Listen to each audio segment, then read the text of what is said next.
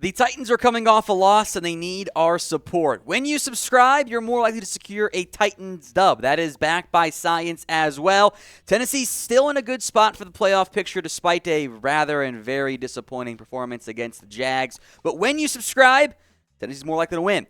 Hit that subscribe button right now.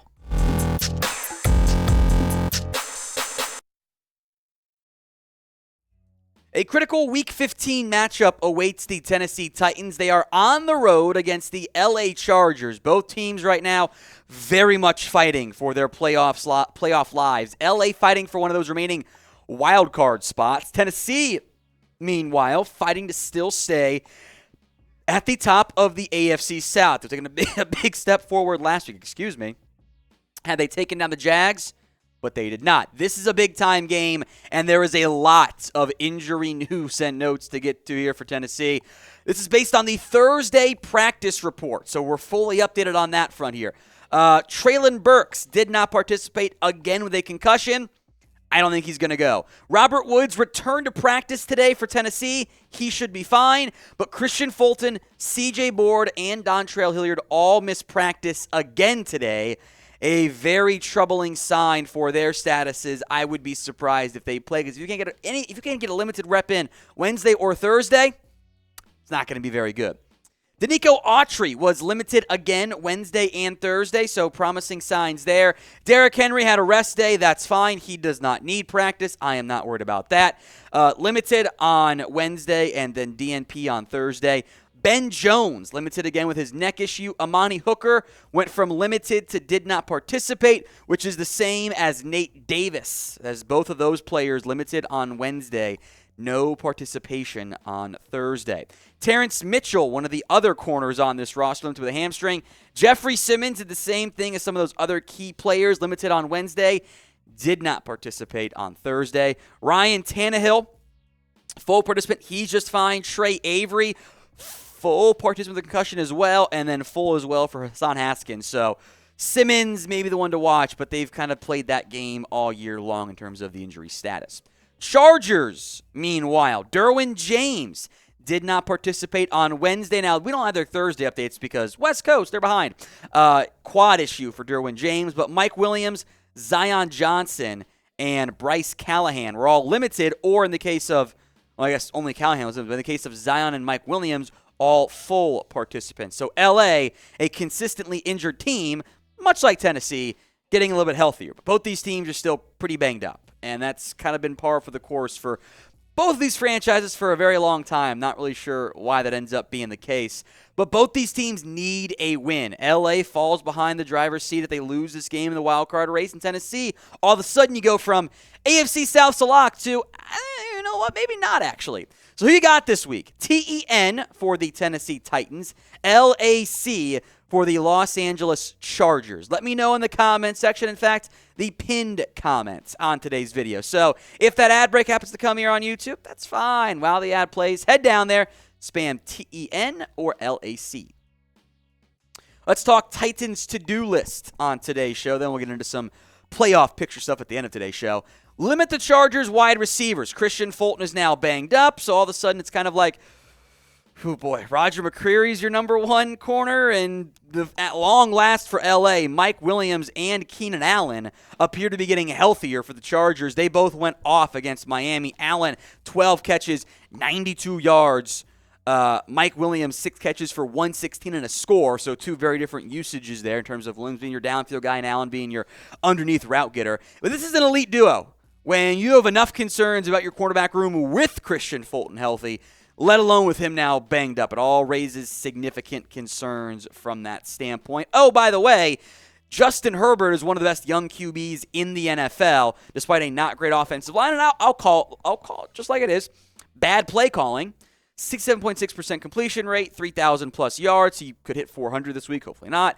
21 scores, 7 INTs. He makes a bunch of tough throws because I hate their play calling. But if Fulton can't go, it's Roger McCreary and Terrence Mitchell and Amani Hooker, who was a safety entering this year. It's not great for Tennessee. So hopefully Fulton can get something in tomorrow, Friday, but that matchup concerns me. Now, today's show made possible by our sportsbook partner, BetUS. Head over to chatsports.com/bet and use promo code CHAT125. 125% deposit bonus when you put down at least $100. That's chatsports.com/bet. Promo code CHAT125. You can do over-unders. You can do team points. You can do individual player props, or the Chargers score more or less than 25 points in this game. You type in U for under, you're pretty good about the Titans being able to get on. But if it's over, if they score 26, I'm a little bit anxious there. So let me know. The Chargers score more than 25 points. O for over, U for under.